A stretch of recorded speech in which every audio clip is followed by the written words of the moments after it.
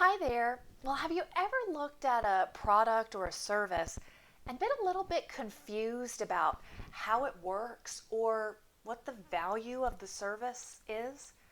Would you even want it, or why would you want it? That is a situation as a consumer you have not been clearly communicated to. And that is the topic we're going to talk about today. If consumers do not understand the value of a product or service, there is a very small chance that they're actually going to buy it. So, this is week 3 in our series about being the boss of your brand. And this week, I'm talking about clear communication. I've got 5 tips to share with you this week because let's face it, you could spend a lot of time and a lot of money on marketing and communications, and if it's not clear to your ideal customer, you are wasting that time and money. All right, hey there. I'm Jennifer Roberts. I'm the owner of Back Porch Communications, and I've got some tips for you on getting your message clear.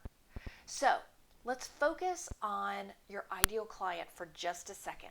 We talked about that in detail last week in our second video.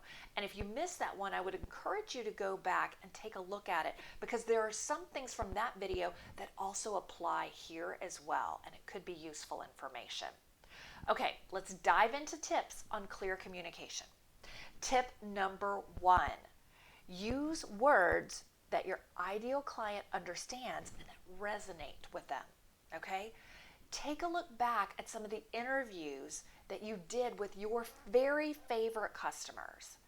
Think about the words, phrases, and ideas that they used specifically. Are there ways that you can incorporate their words right into your copy? That could be critically important to speaking to your ideal client and having them get it, right? Think about how you can incorporate that together. What words did they use to try and describe a problem that they were having, ways they looked at for different solutions? How did they search for answers? Those are critically important pieces of information. You can take the words exactly from that and use it in your copy. The goal here is for your ideal client to say, "Oh my gosh, wow, that is totally what I was thinking. How did you know?" That is when you know you've gotten into their head, right? Okay. Tip number 2, we want to get their attention honestly. Okay? Let me talk about what that means for just a second. You know, we're all victims of the scroll, right? Scroll right through the phone, and sometimes it's hard to grab attention, to get someone to stop scrolling for just a second and give you a moment of their time. So that's where we really need to try and find a hook for exactly what it is. Now, a hook does not mean anything, right? Remember, we're talking to our ideal client, not everyone in the world. The point here is avoid the clickbait. Everyone hates it, and it always promises something that it doesn't deliver. So we want to honestly talk to our ideal client and hook them with something important to them. For example, something eye-catching that's going to speak directly to them.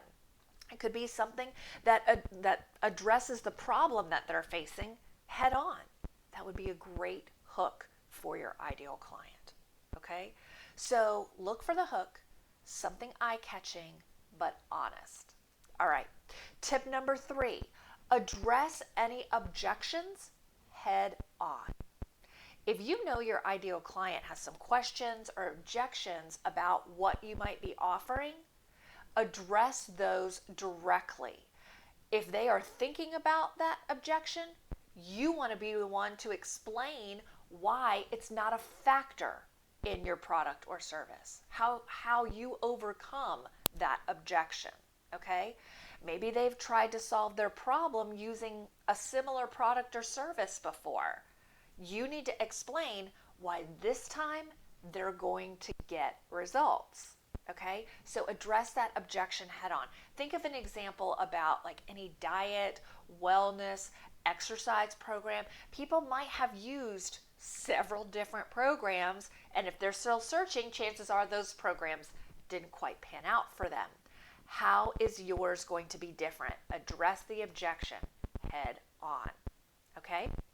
Tip number 4, I want you to explain the value of your offer. Here's where we want to be sure and talk about your customer's transformation, the results that they got, the outcomes of working with you. Often I see business owners want to focus on the details, right? What comes in the box? How many cups do I get? How many lessons do I get? What are the worksheets? Those are the details. It's kind of the minutia. It's not the reason that people are going to buy. They buy because of the transformation that they're going to get when they work with you. That's the key focus. So, do they get more free time? Do they get more confidence? What are the results? Explain the results that other customers get when they work for you, okay? Details of your offer are definitely important, but they're not the most important thing. Focusing on the outcomes, that's the critical piece. Okay, tip number 5 is testimonials. Testimonials are very similar to tip number 4, which is explaining the value of your offer, but instead of doing it, your customers are doing it. Even more powerful, right? Okay, think about how often you look at different reviews before you buy something. You want to see that it has 5 stars. You want to see that other people like it. You want to see what it showed up like when it arrived at their door, right? Those are type of product things. But also, how did other customers experience the service in a service industry situation? If people have great experiences with you, that is a huge attraction to get others to buy. Now, getting a testimonial, a great one, is pure gold, but it doesn't usually happen accidentally. You need to ask some key questions of your customers in order to get that great testimonial. So, instead of just how did they like the product or service or how would they rate it, let's dig a little bit deeper and ask questions like, how did you feel before we worked together? And how did you feel after we worked together? Get those feelings words in there. Understand that transformation. How have you tried before to solve this problem? Understanding where they were at, you might be able to use that language to attract others who might be experiencing that same problem. What would you tell a friend about this product or service? It's the typical review, right? So if they were going to explain how they experienced your product or service, how would they do that? That can be the stuff of great testimonials.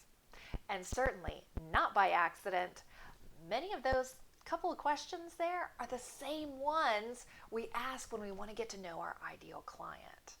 So very important to get those answers and then incorporate them in your copy. Now, if you missed that post about understanding your customer from last week, go back and take a look at that. And you will be doing 2 birds with 1 stone, learning about your ideal client and who they are and how to clearly communicate with them. All right. Here is the bottom line of all of this.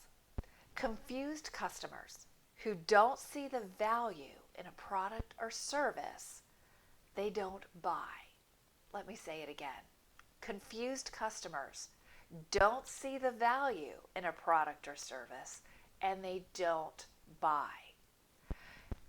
Now, you need to ensure that you are communicating clearly with your ideal customer so they understand what you offer and they understand the transformation that they're going to get when they work with you.